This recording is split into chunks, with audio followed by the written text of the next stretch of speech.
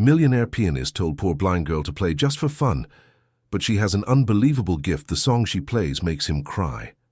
Before we dive into the story, drop a comment below and tell us where you're watching from. Enjoy the story.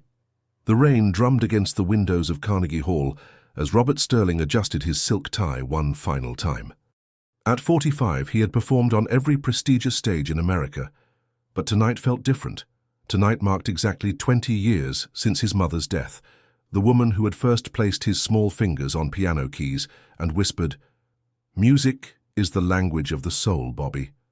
As he walked through the backstage corridors, the weight of his Armani suit felt heavier than usual. His latest album had topped the charts for 6 weeks straight. His Manhattan penthouse overlooked Central Park, and his bank account held more zeros than most people could count. Yet something gnawed at him, a hollow ache that no amount of success could fill. "Mr. Sterling?" A young stage assistant approached nervously. "There's been a change. The opening act cancelled last minute. We have a replacement, a local girl who's been busking outside. Management thought it might add a human touch." Robert frowned. He despised surprises, especially on emotionally charged nights like this. "Fine, just keep it brief." 20 minutes later, as he peered through the curtain at the packed auditorium, he saw her. A small blonde girl, no more than 6 years old, being guided carefully toward the grand piano. Her eyes were closed, but not in concentration. They would never open again. The harsh stage lights illuminated her worn dress, clearly her best outfit despite its frayed edges. "Ladies and gentlemen," the announcer's voice boomed, "please welcome Emma Grace." The child's fingers found the keys with an almost supernatural certainty. When she began to play, the entire hall fell silent. But it wasn't just any melody. It was Chopin's Nocturne in E-flat major, the exact piece his mother had played for him every night before bed. The same piece she had hummed in her final moments in the hospital. Robert's breath caught in his throat. This wasn't possible. The girl played with a depth and emotion that defied her age, her tiny hands moving across the keys with the precision of a master. Each note seemed to carry the weight of loss, of longing, of love that transcended understanding. As the melody reached its crescendo, tears began streaming down Robert's face. The audience was mesmerized, but he was transported, back to his childhood bedroom, back to his mother's gentle voice, back to a time when music meant more than money and fame. When the last note faded, the silence stretched for what felt like eternity. Then, thunderous applause erupted. Through his tears, Robert watched as the little girl curtsied awkwardly, her face glowing with pure joy, despite her inability to see the standing ovation she had earned. But something else caught his attention. As she turned to leave the stage, she stumbled slightly, and he saw her mouth move, whispering something that made his blood run cold. "Thank you, Mama Margaret." Margaret, his mother's name, a name this child couldn't possibly know. Robert Sterling, the man who had everything, suddenly realized he had stumbled upon something far more valuable than any concert or recording contract. But as Emma Grace disappeared into the wings, one terrifying question echoed in his mind. How did this blind child know his mother's name? Robert didn't wait for the curtain call.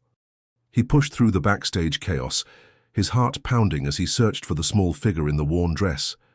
He found Emma sitting alone on a wooden crate, her legs swinging freely as she hummed softly to herself. "Emma?" His voice was gentler than he'd used in years. She turned toward his voice, her sightless eyes somehow finding his direction perfectly. "You're the famous man, aren't you? The one who was supposed to play after me."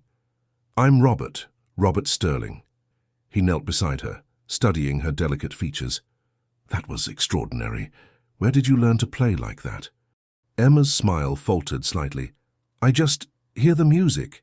It talks to me." She paused, tilting her head. "Sometimes it sounds like someone singing to me, but I can't remember who." A chill ran down Robert's spine. "Emma, earlier you said, 'Thank you, Mama Margaret.' Who is Margaret?" The child's face scrunched in confusion. "I don't know. Sometimes that name just comes out when I finish playing. Sister Catherine says it's probably just something I heard somewhere." "Sister Catherine? She takes care of me at St. Mary's Children's Home. She brought me here tonight." Emma's voice dropped to a whisper. "She said this might be my only chance to play for real people." Robert's throat tightened. An orphan. A blind orphan with an impossible gift, living in what was undoubtedly overcrowded conditions. "Where are your parents, Emma?" "I don't have any. Sister Catherine says I was left at the church when I was 2. No note, no name, nothing except..." She reached into her pocket and pulled out a small tarnished locket. This was around my neck. Robert's world tilted. The locket was antique silver, with an intricate musical note engraved on its surface. He'd seen it before, in his mother's jewelry box in old family photos, but that was impossible. "Emma, can I see that?" She handed it to him trustingly. With trembling fingers, he opened it. Inside was a faded photograph of a woman with kind eyes and blonde hair holding a baby. But it wasn't the woman that made his blood freeze. It was the piano in the background. His mother's piano, the same one from his childhood home. "Emma," he whispered, "do you know who this woman is?" The little girl shook her head. "Sister Catherine says she might be my mama, but I can't remember her face." Her voice grew sadder. "Sometimes I dream about someone singing to me, but when I wake up, I forget." Robert stared at the photograph, his mind racing. This was impossible. His mother had died 20 years ago. She'd never mentioned another child. But the piano, the locket, the uncanny way Emma played his mother's favorite piece. "Mr. Sterling?" A nun approached, her habit rustling softly. "I'm Sister Catherine. I hope Emma wasn't too much trouble." "No trouble at all, trouble." Robert stood slowly, still clutching the locket. "Sister, how long has Emma been with you?" 4 years now. Poor thing was found on our doorstep during a terrible storm, barely clothed, already blind from birth, but so remarkably calm, almost like she was waiting for something." Robert's hands shook. 4 years ago. That would make Emma 6 now, abandoned at age 2. The same age he had been when his mother first taught him to play. Has she always been this gifted? Sister Catherine smiled sadly. The moment she heard piano music on the radio, she began humming complex melodies. When we found an old piano in the church basement, she played as if she'd been doing it her whole life. It's almost supernatural. As they talked, Robert noticed Emma had grown very still. Her small face was tilted upward, listening intently to something only she could hear. "Emma, what is it?" She turned toward him with an expression far too mature for her years. "The music is getting stronger when you're near me. Like it's trying to tell me something important." Robert's heart stopped, because in that moment, he heard it too. A faint melody, achingly familiar, drifting through the air around them. His mother's lullaby, the one she'd hummed while teaching him to play. But there was no piano playing, no radio, no source for the music at all. Just a blind child who somehow carried his mother's song in her soul. The next morning found Robert standing outside St. Mary's Children's Home, his Mercedes drawing curious stares from the neighborhood children. The building was older than he'd expected, its red brick facade weathered but dignified, ivy climbing toward windows that needed washing. Sister Catherine met him at the entrance, her expression cautious. "Mr. Sterling, I wasn't expecting you. I couldn't stop thinking about Emma, about her music." He paused, choosing his words carefully. "I'd like to help, perhaps arrange proper lessons, maybe even—" "Mr. Sterling," the nun interrupted gently, "Emma is a ward of the state. We can't simply hand her over to strangers, no matter how well-intentioned." Robert felt a surge of frustration. "I'm not asking to take her. I'm asking to help her develop her gift." Sister Catherine studied him for a long moment. "Come inside. There's something you should know." She led him through narrow corridors lined with children's artwork and inspirational posters. The smell of institutional food and disinfectant couldn't quite mask the underlying warmth of the place. Through open doorways, he glimpsed classrooms where children of various ages worked quietly at their lessons. "Emma is different," Sister Catherine said as they walked. "Not just the blindness or the musical ability. She has episodes." "Episodes?" She'll be playing peacefully, then suddenly stop and start speaking to someone who isn't there. Always the same conversation. She asks questions and pauses as if listening to responses. When it's over, she never remembers what happened. Robert's pulse quickened. "What kind of questions?" "About music, mostly. About someone named Margaret. She'll ask things like, Should I play the sad song today? Or is Bobby going to be okay? Then she'll nod as if receiving an answer. The corridor seemed to narrow around Robert. Bobby. His mother's pet name for him. No one had called him that in 20 years. Sister, you said Emma was found 4 years ago. Do you have any records? Any clues about where she came from? The nun's expression grew guarded. Why do you ask? Robert pulled out the locket Emma had shown him the night before. Because I think I know who this woman is. Sister Catherine's eyes widened. Emma let you see that. She's never shown it to anyone except me. The woman in the photograph. She looks like my mother who died 20 years ago. They had reached Sister Catherine's office, a small room cluttered with paperwork and photographs of children. She closed the door behind them and gestured for Robert to sit. Mr. Sterling, I'm going to share something with you that I've never told anyone else. When we found Emma, she wasn't just abandoned. She was placed, very deliberately. What do you mean? She was sitting in a specific spot, directly under the statue of Saint Cecilia, the patron saint of music. She was wrapped in a blanket that was clearly expensive, and that locket was carefully clasped around her neck. But there was something else. Sister Catherine opened a filing cabinet and withdrew a manila envelope. The police said it was probably just coincidence, but I've never believed that. She pulled out a photograph and handed it to Robert. It showed the church entrance on the night Emma was found, taken by a security camera. In the grainy image, a figure in a dark coat was walking away from the building, but their face was obscured. The timestamp shows this was taken just minutes after Emma was discovered. But here's the strange part. The person appears to be walking toward the cemetery behind the church. Robert studied the image. Did anyone investigate? The police did a brief search but found nothing unusual. However, I went back the next day and discovered fresh flowers on one of the graves. White roses, very expensive. The grave had been neglected for years before that night. Whose grave? Sister Catherine's voice dropped to a whisper. Margaret Rose Sterling. Died 1998. The headstone said she was a beloved mother and gifted pianist. Robert's world tilted. The locket fell from his nerveless fingers, clattering to the floor. That's impossible. My mother is buried in Woodlawn Cemetery, not here. I checked the records, Mr. Sterling. Margaret Rose Sterling is buried in our cemetery. Has been for 20 years. The room spun around Robert. His mother buried here? It made no sense. He'd attended her funeral, watched her casket lowered into the ground at Woodlawn. He'd visited her grave every year on the anniversary of her death.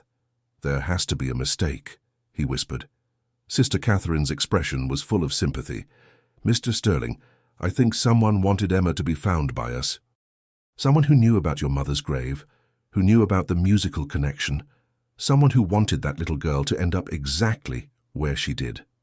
As if summoned by their conversation, a soft melody drifted through the office walls. Emma's voice, humming a lullaby that made Robert's chest ache with recognition.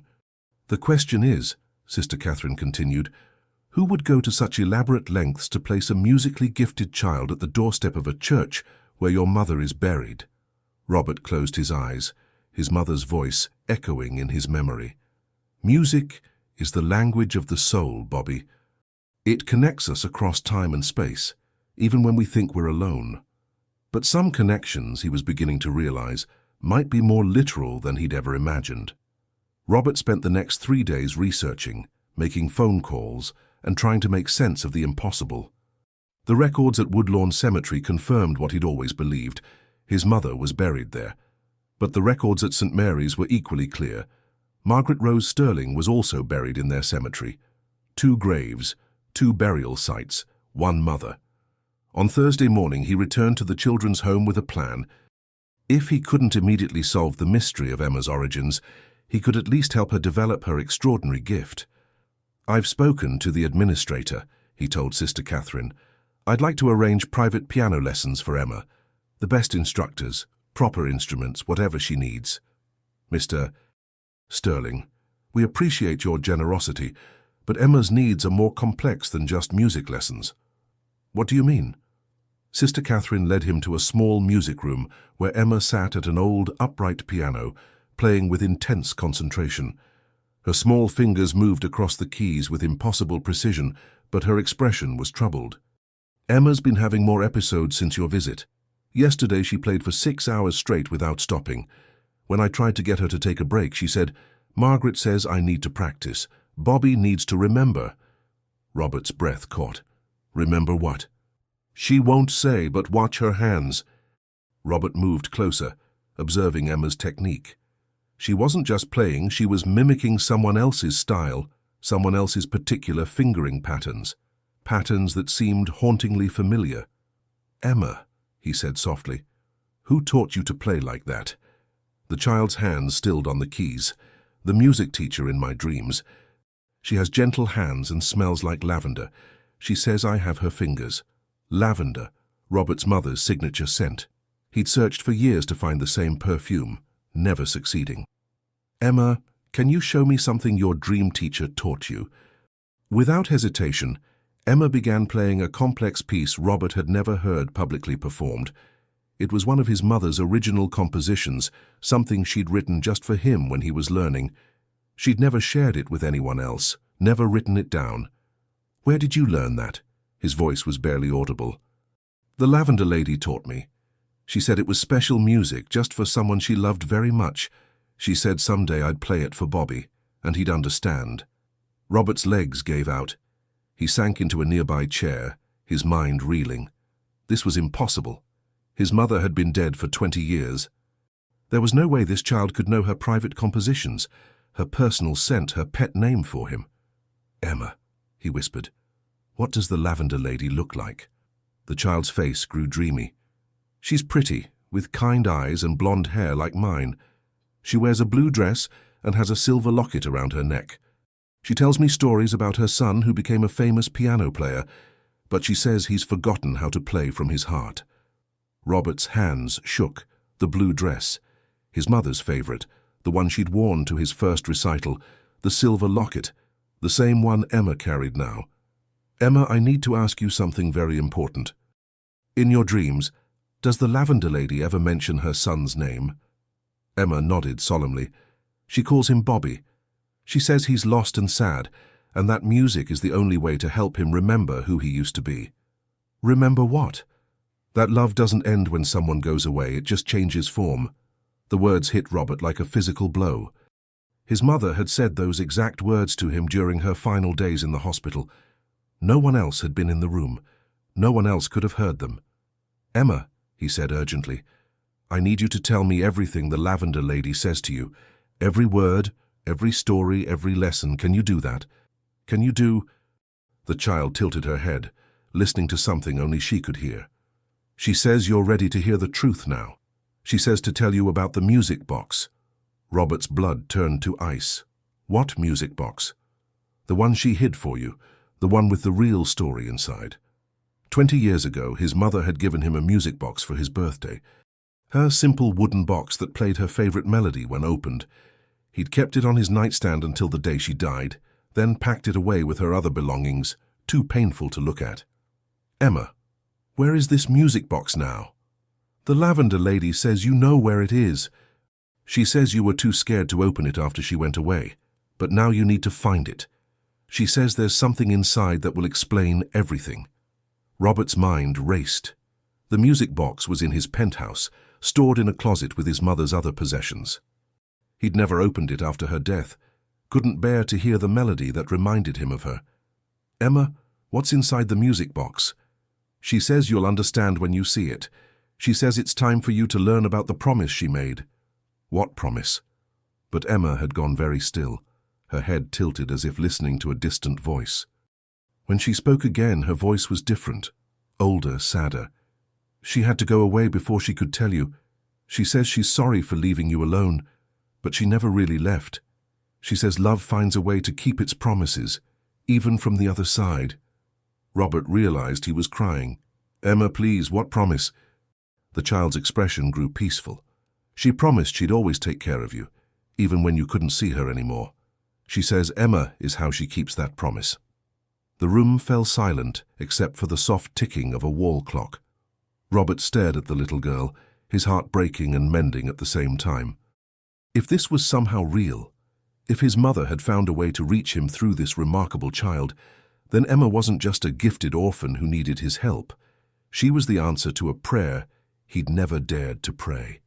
Robert raced back to his penthouse, his heart pounding as he tore through the storage closet. Boxes labeled Mom's Things lined the shelves, covered in dust and sealed with tape that had yellowed with age. He found the music box in the third box he opened, nestled between photo albums and sheet music. The wooden box was smaller than he remembered, its surface worn smooth by his mother's fingers. With trembling hands, he lifted the lid. The familiar melody began to play, the same lullaby Emma had hummed at Carnegie Hall, but this time he noticed something he'd missed as a child, a small compartment hidden beneath the velvet lining. Inside was a sealed envelope with his name written in his mother's careful handwriting. Below it, in different ink, were words that made his blood run cold. "For Bobby, when Emma finds you. Emma." His mother had written Emma's name 20 years ago. With shaking fingers, he opened the envelope. Inside was a letter and a small brass key. "My dearest Bobby," the letter began, "if you're reading this, then the impossible has happened, and somehow my love has found a way to reach you. I'm writing this on my last day, knowing that I'm about to leave you alone in the world. But I'm also writing this with hope, hope that love truly can transcend death, hope that promises can be kept even from the other side." Robert's vision blurred as he continued reading. "I've made arrangements that you won't understand until the time is right. There's a safe deposit box at First National Bank downtown branch, box 1247. The key is with this letter. Inside you'll find documents that will explain everything. But Bobby, you must promise me something. When you open that box, you must be prepared to believe in miracles."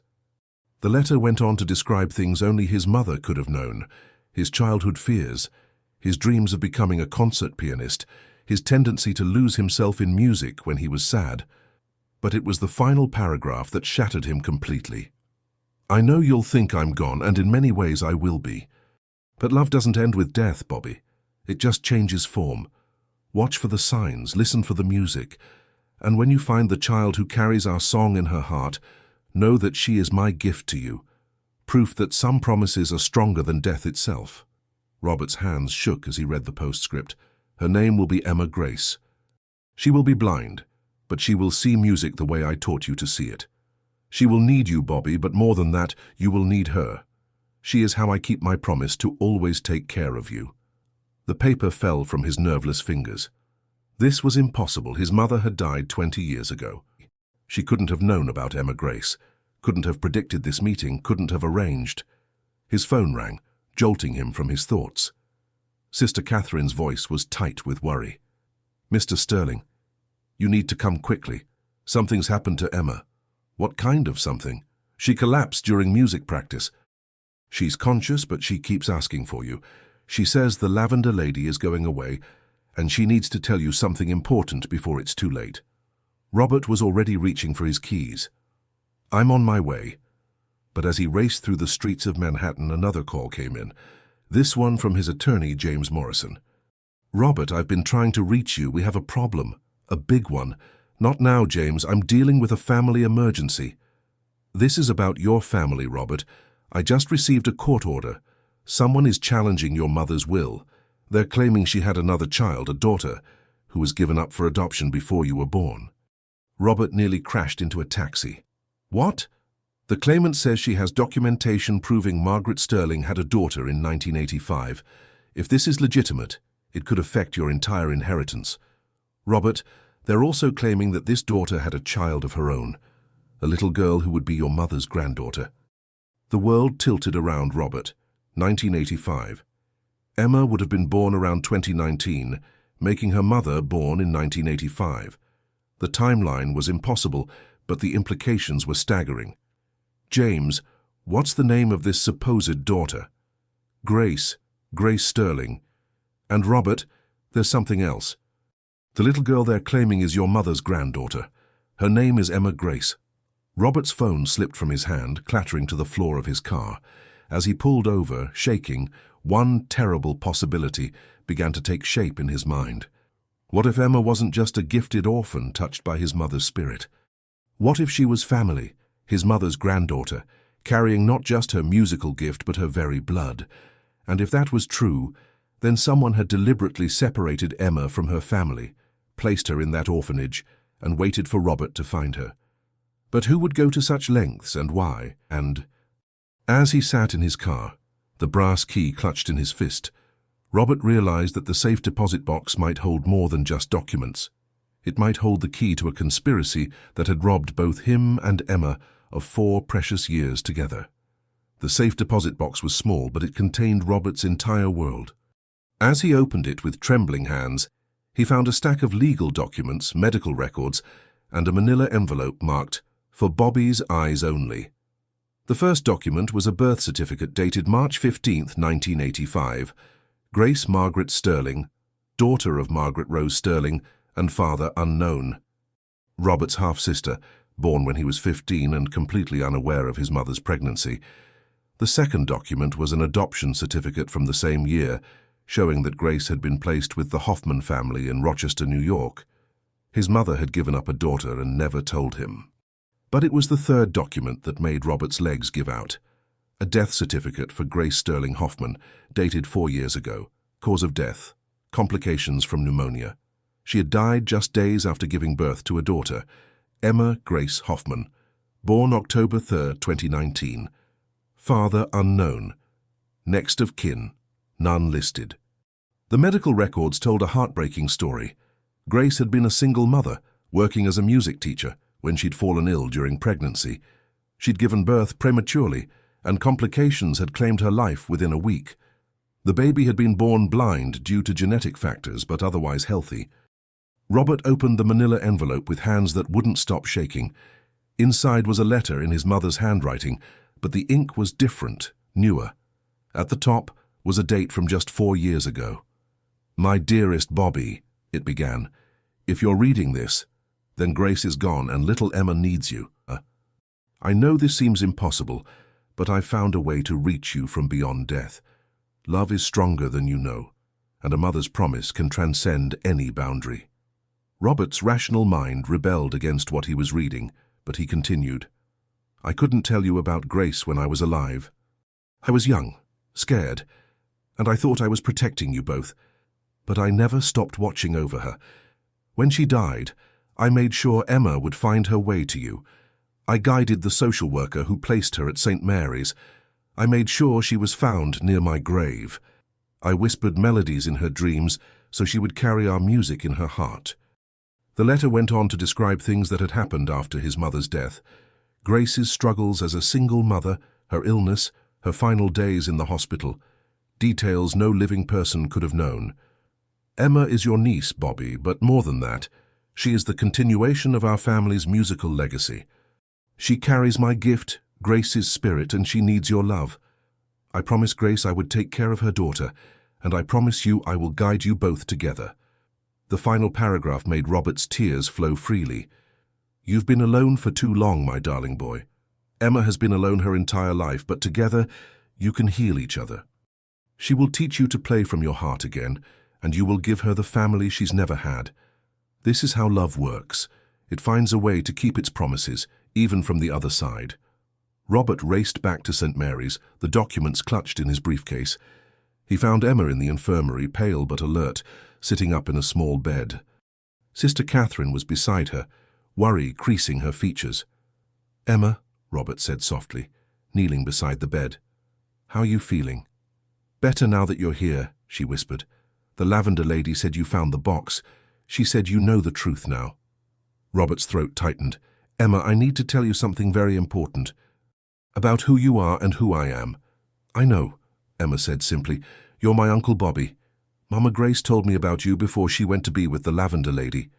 Sister Catherine gasped. "Emma, you never mentioned your mother's name before." "I forgot until now, but when Uncle Bobby found the box I remembered everything. Mama Grace said he would take care of me when she couldn't anymore." Robert reached out and took Emma's small hand in his. "Emma, would you like to come home with me? Would you like to be my family?" The little girl's face lit up with a joy that seemed to illuminate the entire room. "The lavender lady said you would ask me that." She said to tell you yes, and that she's proud of you for opening your heart again. As Robert held his niece for the first time, he felt something shift in his chest. The hollow ache that had plagued him for 20 years was finally beginning to heal. But there was one more thing Emma needed to tell him, something that would change everything he thought he knew about life, death, and the power of love, to transcend both. "Uncle Bobby," Emma whispered, "the Lavender Lady wants you to know that she's been waiting 20 years to bring us together. She says now that we've found each other, she can finally rest." And as the words left Emma's lips, Robert felt a presence he hadn't sensed in 2 decades, warm, loving, and finally at peace. His mother's promise had been kept, and their family was whole again. 3 weeks had passed since Robert filed for custody of Emma, and the legal proceedings had become increasingly complicated. As they sat in his attorney's office, James Morrison looked more concerned than Robert had ever seen him. "The person challenging your mother's will has significant resources, Robert. They're not just questioning Emma's parentage. They're claiming you're an unfit guardian." Robert's grip tightened on Emma's hand. She sat beside him, calm despite the adult conversations swirling around her. "On what grounds?" "They're arguing that your lifestyle is too unstable for a child. The constant traveling, the late hours, the pressure of the music industry. They've hired private investigators who have documented your every move for the past month." Emma squeezed Robert's hand. "Don't worry, Uncle Bobby. The Lavender Lady says everything happens for a reason." James glanced at Emma with concern. Robert had told him about the child's unusual connection to his mother, but the attorney clearly thought it was trauma-related fantasy. "There's something else," James continued. "The claimant is requesting a face-to-face meeting. They want to discuss a settlement." "What kind of settlement?" "Shared custody.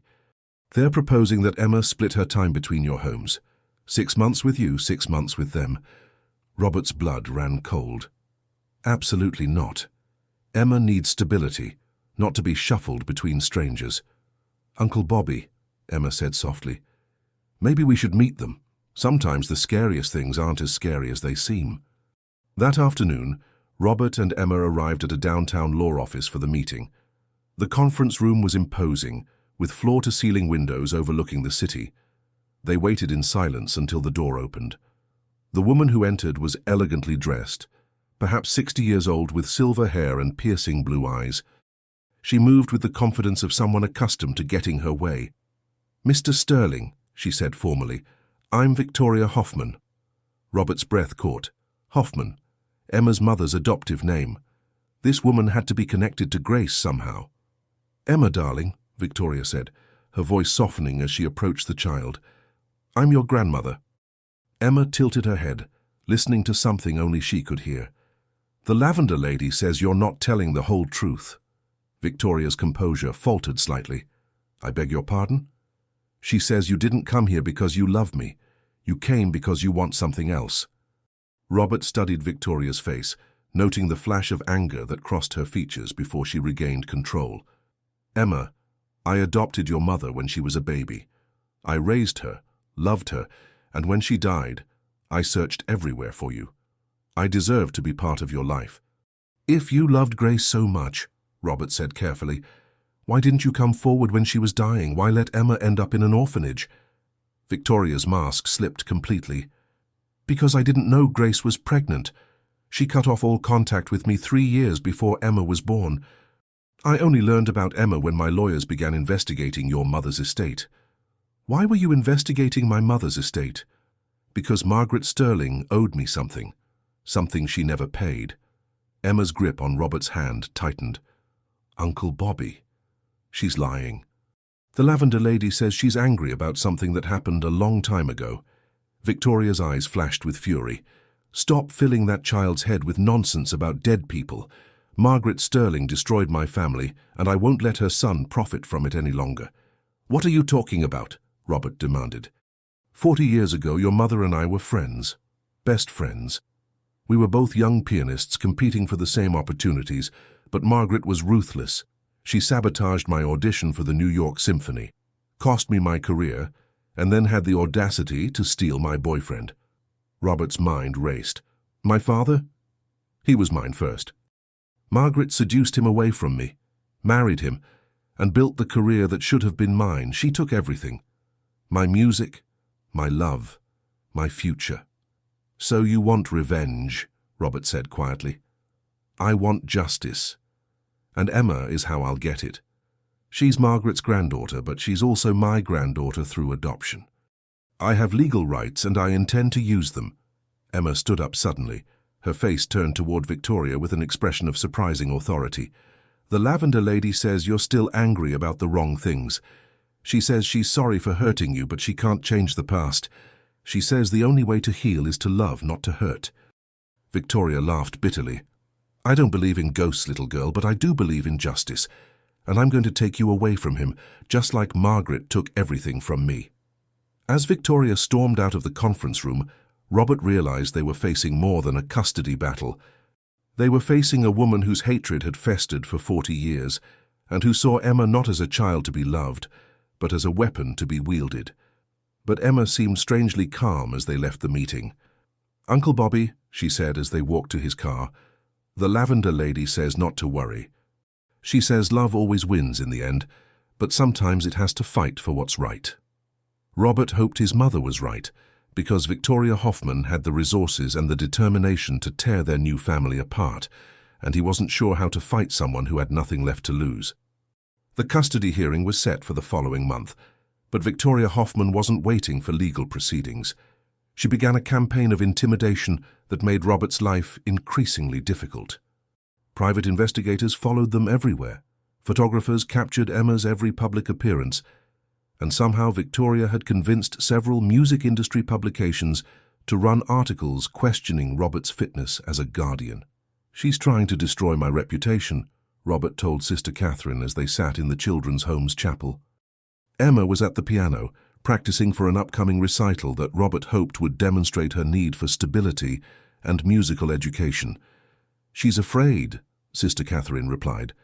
People don't fight this hard unless they're desperate. Afraid of what? Of losing, of being alone, of admitting that 40 years of hatred have been wasted. Emma's playing stopped abruptly. She turned toward them, her expression troubled. The lavender lady says the angry grandmother is crying. She says she's been crying for a very long time. Robert's heart ached. Despite everything Victoria was doing to them, Emma still had compassion for her. It was a quality he recognized, the same gentleness his mother had shown to difficult people.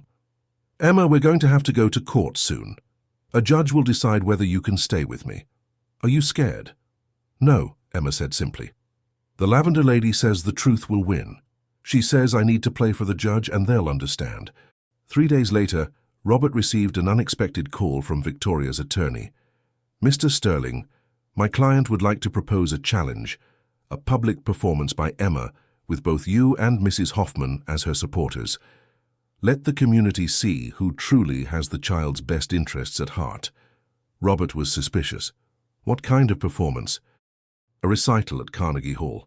Emma plays solo, and whoever can better support her musical growth wins guardianship. It was a trap, Robert was certain. Victoria had something planned, some way to sabotage the performance or make Robert look incompetent. But Emma overheard the conversation and clapped her hands excitedly. Oh yes, Uncle Bobby. The lavender lady says this is what we've been preparing for. She says this is how the truth will finally come out. Against his better judgment, Robert agreed. The night of the performance, Carnegie Hall was packed. Word had spread through the music community about the unusual custody battle, and everyone wanted to see the blind child prodigy who had captured Robert Sterling's heart. Emma wore a beautiful white dress that Robert had bought for her, and she seemed completely calm as they prepared backstage. Victoria was there too, dressed in an expensive black gown, her expression confident. Ready to lose, Robert, she whispered as they passed in the corridor, but Emma heard her. Miss Victoria, she said softly, why are you so sad? Victoria's mask cracked slightly. I'm not sad, child, I'm angry. The lavender lady says anger is just love with nowhere to go. She says you loved her once and she loved you too. She says she's sorry for the pain she caused you. Victoria's eyes filled with tears, but she turned away without responding. When Emma took the stage, the audience fell silent. She sat at the grand piano, her small figure dwarfed by the massive instrument. But when she began to play, the hall filled with music so beautiful it made grown men weep. She played her grandmother's lullaby, then moved into a complex piece that showcased her technical brilliance. But it was her third selection that changed everything. "This song," Emma announced to the audience, "is for someone who lost her way a long time ago. The Lavender Lady wrote it, but she never got to share it with the person it was meant for." The melody that filled the hall was unlike anything Robert had ever heard. It was haunting, beautiful, and filled with an ache of regret and forgiveness. As Emma played, Robert saw Victoria in the wings, her hand pressed to her heart, tears streaming down her face. When the music ended, Emma spoke into the microphone with a maturity that defied her age. "The Lavender Lady wants everyone to know that love doesn't end when someone dies. It just changes form. And sometimes the people we hurt the most are the ones who need our love the most." The audience erupted in applause, but Robert's attention was focused on Victoria. She was sobbing now, her carefully constructed facade completely shattered. As Emma left the stage, Victoria approached her with trembling hands. "Emma," she whispered, "that song. How did you know?" "The Lavender Lady taught it to me. She said it was for her friend Victoria to say she was sorry for the pain she caused and that she hoped someday you could forgive her." Victoria knelt down to Emma's level, her voice breaking. "I've been so angry for so long. I've wasted so much time hating her, hating you, hating him. But that song, it was our song. Margaret and I wrote it together when we were young and still friends." Emma reached out and gently touched Victoria's face. "The Lavender Lady says forgiveness isn't about forgetting. It's about choosing love instead of anger. She says you can start over any time you want." As Victoria cried in the arms of the little girl she'd tried to take away, Robert realized that his mother's plan had been more complex than he'd imagined. She hadn't just brought him and Emma together. She'd orchestrated a healing that had been 40 years in the making. But the real test was still to come. Because forgiving was one thing. Rebuilding a family was quite another. The morning after the concert, Robert found Victoria sitting in the hospital chapel. She looked smaller somehow, as if the anger that had sustained her for 40 years had been holding her upright, and without it she was struggling to find her balance. "She's sleeping," Victoria said without looking up. "The doctors say she's fine, just exhausted from the performance." Emma had collapsed backstage after the concert, not from illness, but from what she described as the Lavender Lady using too much of my energy. She'd been admitted overnight for observation, and both Robert and Victoria had refused to leave her side. "Victoria," Robert said carefully, sitting beside her, "we need to talk." "I know," her voice was hollow. "I've been a terrible person. I've let hatred consume me for so long I forgot what it felt like to love someone." Emma has a way of reminding people who they really are. Victoria turned to look at him, her eyes red from crying. "How do you explain what happened last night? That song. Margaret and I wrote it when we were 19. We were roommates at Juilliard, best friends who dreamed of changing the world with our music. I never told anyone about that song. When our friendship ended, I thought it was lost forever." Robert thought about the impossible things he'd witnessed over the past month. Emma's knowledge of his mother's compositions, her ability to channel Margaret's voice, the way she seemed to know things she couldn't possibly know. "I don't know how to explain it," he said finally, "but I've learned to stop questioning it. Emma is connected to something beyond our understanding. Maybe that's enough." "She called me angry grandmother yesterday," Victoria said with a weak smile. "She wasn't wrong. I've been angry for so long I forgot I was a grandmother at all." "Grace was your daughter. Tell me about her." Victoria's expression softened. She was beautiful, stubborn, passionate about music, determined to make her own way in the world. When she found out she was pregnant, she was scared but excited. She said she was going to give her child all the love she felt she'd missed growing up. "Why didn't you help her?" "Because I was still angry, even at my own daughter. Grace knew about my history with Margaret, knew that Emma was Margaret's granddaughter. She was afraid I'd try to use the baby in some twisted revenge scheme." Victoria's voice broke. "She was right to be afraid. Look what I've tried to do." They sat in silence for a long moment, before Victoria spoke again. "Robert, I want to withdraw my custody claim. Emma belongs with you. You're giving her the stability and love she needs. Victoria, you're her grandmother. You have a right to be part of her life. After what I've done? After I tried to tear her away from the only family she's ever known. Emma forgave you last night. The question is whether you can forgive yourself. Victoria was quiet for a long time. I don't know how. Maybe that's something we can figure out together. For Emma's sake. When they returned to Emma's room, they found her sitting up in bed, humming softly. She turned toward their voices with a smile. The lavender lady says you two are talking now. She says that's the first step. Emma, Victoria said hesitantly, I owe you an apology. I've been very wrong about a lot of things. I hope someday you can forgive me. I already have, Emma said simply. The lavender lady says forgiveness isn't something you earn. It's something you give. And she wants you to know that she forgives you too. Victoria began crying again. I miss her so much. Even after all these years, even after all the anger, I miss my friend. She's still here, Emma said. She never left. She's just in a different place now. But love doesn't end when someone dies, it just changes form. Can you tell her something for me? Emma nodded solemnly. Tell her I'm sorry. Tell her I wasted 40 years being angry when I could have been remembering the good times instead. Tell her I'm grateful she brought us all together, even if I didn't deserve it. Emma was quiet for a moment, her head tilted as if listening. Then she smiled. She says she's sorry too. She says she should have been brave enough to face you when she was alive, to make things right between you. She says she's proud of you for choosing love over anger. Victoria reached out and took Emma's hand. Would you like to know about your mother? About Grace? Emma's face lit up. Yes, please. As Victoria began telling stories about Grace's childhood, about her love of music, and her dreams of becoming a teacher, Robert felt something shift in the room. The anger that had poisoned the air for weeks was gone, replaced by something warmer, more healing. His mother had orchestrated more than a reunion. She'd orchestrated a redemption. And as he watched Victoria and Emma begin to build a relationship based on love rather than possession, Robert realized that the hardest part of their journey was behind them. But there was still one more challenge to face, one final test that would determine whether their new family could survive the scrutiny of the outside world. The custody hearing had been scheduled for the following week, but Robert no longer feared it. With Victoria's support, he was confident the judge would grant him permanent guardianship. What he hadn't expected was the media circus that had grown around their story. Millionaire pianist claims dead mother speaks through orphan child, read one headline.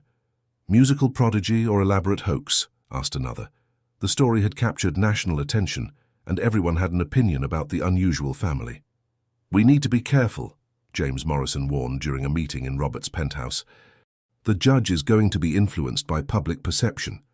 If Emma appears to be exploited or coached, it could hurt our case. Emma was at the piano, practicing a piece Victoria had taught her, one of Grace's compositions. The melody was haunting, and Robert found himself thinking about the mother he'd never known Emma had. She's not being exploited, Robert said firmly. She's being loved. I know that, you know that. But the media is painting a picture of a vulnerable child being manipulated by adults who believe in supernatural nonsense. Emma's playing stopped. Uncle Bobby, the lavender lady says not to worry about what other people think. She says the truth will be enough. Before Robert could respond, his phone rang. The caller ID showed a number he didn't recognize. Mr. Sterling, this is Dr. Patricia Hendricks from the National Institute of Health. I've been following your story, and I'd like to offer my assistance. What kind of assistance? I'm a neurologist who specializes in unusual cognitive abilities. I've worked with children who demonstrate exceptional musical talent, often accompanied by what might be called enhanced intuition. I'd like to evaluate Emma. Robert's first instinct was to refuse. Emma didn't need to be studied like a lab specimen, but Dr. Hendricks continued, Mr. Sterling, I'm not interested in debunking or sensationalizing Emma's abilities. I'm interested in understanding them. More importantly, I'm interested in helping you prove to the court that Emma is a healthy, well-adjusted child whose unusual gifts are being properly nurtured. 2 days later, Dr. Hendricks arrived at Robert's penthouse. She was a woman in her 50s with kind eyes and a gentle manner that immediately put Emma at ease. "Hello, Emma. I'm Dr. Hendricks. I'd like to talk to you about your music, if that's all right." Emma nodded, her head tilted in that familiar listening pose. "The Lavender Lady says you're a good person. She says you want to help us." Dr. Hendricks made notes but didn't seem skeptical. "Can you tell me about the Lavender Lady?" "She's my great-grandmother. She died before I was born, but she never really left. She teaches me music and helps me understand things." "What kind of things?" "When people are sad, or when they need help remembering something important. She says music is the language of the soul, and souls don't die when bodies do." For the next 3 hours, Dr. Hendricks conducted a comprehensive evaluation. She tested Emma's musical abilities, her cognitive development, her emotional stability, and her social skills. She also observed the interactions between Emma, Robert, and Victoria, who had joined them for the session. At the end of the evaluation, Dr. Hendricks sat down with the adults while Emma napped. "I want to be clear about something," she began. "I can't explain Emma's apparent connection to her deceased great-grandmother. That's beyond the scope of medical science. But I can tell you that Emma is one of the most emotionally healthy children I've ever evaluated." Robert felt a surge of relief. "So she's not being harmed by what you've witnessed. On the contrary, whatever Emma's experiences represent, whether they're genuine spiritual communication, exceptional intuition, or elaborate fantasy, they're providing her with comfort, guidance, and emotional stability. She's not delusional or disturbed. She's a remarkably well-adjusted child with an extraordinary gift." "What about the custody hearing?" "I'll be happy to testify on your behalf. Emma clearly thrives in your care, and she's formed healthy attachments to both you and Mrs. Hoffman. This is a child who needs stability and love, not skepticism and sensationalism." That night, as Robert tucked Emma into bed, she seemed more serious than usual. "Uncle Bobby, tomorrow is going to be hard. The hearing? Don't worry about that. Dr. Hendricks is going to help us, and Victoria is on our side now." "Not that kind of hard. The Lavender Lady says she has to go away soon." Robert's heart clenched. "What do you mean?" "She says she's been here too long and it's time for her to rest. She says she's finished what she came to do. She brought us all together, and now we can take care of each other." "Emma, you're scaring me." "Don't be scared. She says love doesn't end when someone goes away, it just changes form. And she says I won't need her voice anymore because I'll have yours and Grandma Victoria's." As Emma drifted off to sleep, Robert realized that tomorrow's hearing would be about more than custody. It would be about proving that love, in all its forms, was worth fighting for. But he also realized that winning custody might mean losing the miraculous connection that had brought them together in the first place, and he wasn't sure he was ready for that kind of goodbye. Held Emma's hand tightly as they made their way through the crowd, Victoria walking protectively beside them. The past month had transformed all their lives, but today would determine their future. Judge Patricia Chen was known for her no-nonsense approach to family law. She'd reviewed all the documents, heard testimony from Dr. Hendricks, and spoken privately with Emma. Now she was ready to make her decision. "This is an unusual case," Judge Chen began, "involving claims that some might find difficult to believe. However, my concern is not with the supernatural aspects of this story, but with the welfare of Emma Grace Hoffman." Robert's heart pounded as the judge continued. "I've observed a remarkable transformation in this child over the past month.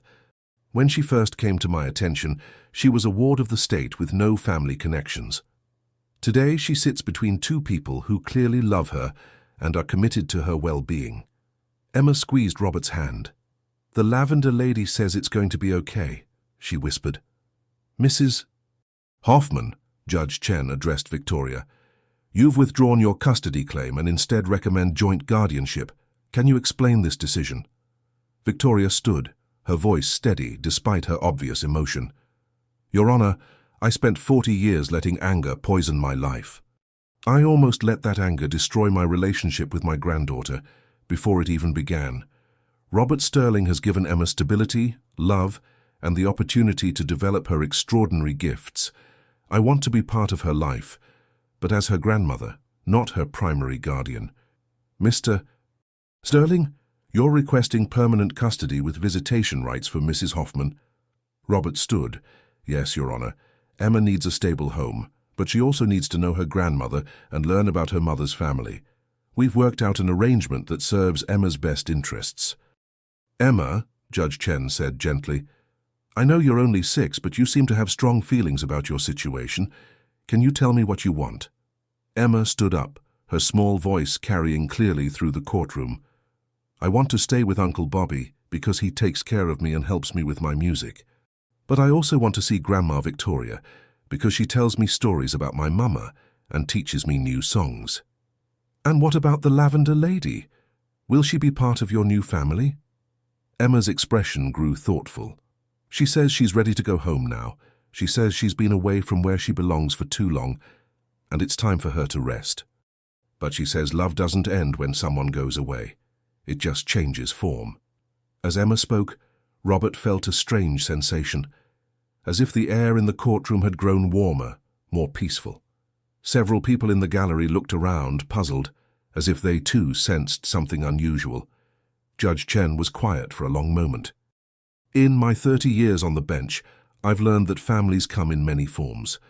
What matters is not how they're created, but how they function. Emma Grace Hoffman is clearly thriving under Mr. Sterling's care, and she's benefiting from her relationship with Mrs. Hoffman. The judge's voice grew firmer.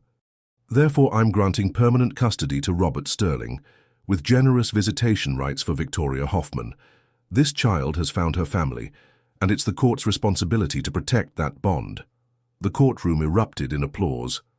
Robert felt tears streaming down his face as he hugged Emma tightly. Victoria joined them, and for a moment they were just a family celebrating their victory. But as the crowd began to disperse, Emma grew very still. Uncle Bobby, she's saying goodbye now. Who's saying goodbye? The Lavender Lady. She says she's proud of us for becoming a family. She says she loves us all, and she'll be watching over us, but from a different place now. Robert knelt down to Emma's level. Are you scared? No, Emma said with a smile. She taught me that love doesn't end when someone goes away. It just changes form. And she says I'll always be able to feel her love when I play piano. As they left the courthouse together, Robert felt a presence he'd grown accustomed to gently fading away. His mother had kept her promise. She'd brought them together, healed old wounds, and created a family out of loss and longing.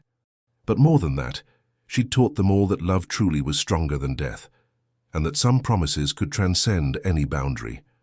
As they walked into their new life together, Robert knew that Margaret Sterling could finally rest in peace. Her work was done, and her family was whole again. 1 year later, the Sterling family home was filled with laughter and music. Robert had sold his Manhattan penthouse and bought a sprawling house in Westchester, where Emma could have her own music room and Victoria could visit whenever she wanted. The old piano from his mother's estate now sat in the sunroom, where Emma practiced every morning. Uncle Bobby, listen to this, Emma called excitedly from the piano bench. At 7 years old, she had grown more confident and joyful, her face always lit with the pure happiness of a child who finally had a real family. She began playing a new composition, something Robert had never heard before. The melody was complex, beautiful, and somehow familiar, though he couldn't place it. Where did you learn that, sweetheart? I dreamed it last night, but it wasn't the Lavender Lady who taught me. It was a different lady with dark hair and kind eyes. She said her name was Grace and she was my mama. Robert's breath caught. Emma hadn't mentioned any spiritual connections since the custody hearing. They'd all assumed that chapter of her life was closed. What did she tell you? She said she was proud of me for being brave and proud of you for taking care of me. She said she's been watching over us from the same place where the Lavender Lady is now. Victoria entered the room, carrying a tray of hot chocolate and cookies. At 61, she looked younger than she had in years, her face softened by the joy of being a grandmother. Grandma Victoria, Emma said, turning toward her voice, my mama visited me in my dreams last night. She said to tell you thank you for raising her with so much love. Victoria's eyes filled with tears. She said that? She said you taught her that families aren't just about blood, they're about people who choose to love each other. She said that's why she knew I'd be safe with you and Uncle Bobby. As Victoria hugged Emma, Robert felt his own eyes growing moist. The healing that had begun at Carnegie Hall had continued throughout the year. Victoria had sold her Manhattan apartment and moved to a smaller place nearby, spending most weekends with them. She'd also started a music scholarship fund in Grace's name, helping other young musicians pursue their dreams. "Emma," Robert said softly, "did your mama say anything else?" "She said there's something you both need to know. Something the lavender lady wanted to tell you but couldn't while she was still here." Emma's expression grew serious, and when she spoke again, her voice carried a weight that seemed beyond her years. "She said the lavender lady, your mama, she said she's been waiting 20 years to give you a message. She said she's proud of the man you became, but she was worried you'd forgotten how to let people love you." Robert's throat tightened. It was true. Before Emma, he'd built walls around his heart, afraid to risk the pain of loss again. "She said that's why she sent Emma to you, not just because Emma needed a family, but because you needed to remember how to be part of one." Victoria reached for Robert's hand. "She brought us all together, didn't she? Even me with all my anger and bitterness." "There's more," Emma continued. "She said love is the only thing that survives death. Everything else, money, fame, anger, revenge, it all turns to dust. But love becomes something eternal." The room fell silent, except for the gentle ticking of the grandfather clock in the hallway. Robert looked around at his family, his remarkable niece with her extraordinary gift, and the woman who had transformed from enemy to beloved grandmother. "Emma," he said quietly, "is this the last message?" "Not the last," Emma said with a smile, "but the most important. She said to tell you that every time you play piano, every time you teach me something new, every time you tuck me in at night, you're keeping her promise. You're proving that love really doesn't end when someone goes away. It just changes form." Emma stood up from the piano bench and walked to Robert, her small hands finding his face with perfect certainty. "Uncle Bobby, you don't have to be sad about the lavender lady anymore. She's not really gone. She's in every song I play, every hug you give me, every story Grandma Victoria tells about our family. She's in the love that brought us all together." Robert pulled Emma into his arms, overwhelmed by the profound truth of her words. His mother had kept her promise in the most beautiful way possible, by showing him that love was indeed eternal, passed from generation to generation through acts of kindness, music, and the simple decision to choose family over loneliness. "I love you, Emma Grace," he whispered. "I love you too, Uncle Bobby. And so does everyone who came before us." As Victoria joined their embrace, Robert felt complete for the first time in 20 years. His mother was gone, but her love lived on in the family she'd helped create. Emma was safe and thriving, surrounded by people who adored her. And he had learned the most important lesson of all, that the greatest inheritance isn't money or fame, but the capacity to love and be loved in return. Outside, the first snow of winter began to fall, covering the world in pristine white. Inside the Sterling family home, 3 generations sat together at the piano, playing music that would carry their love forward into whatever tomorrow might bring. Margaret Sterling's promise had been kept. Her family was whole, her love was eternal, and her music would play on forever in the hearts of those she had brought together. And in the end, that was more than enough.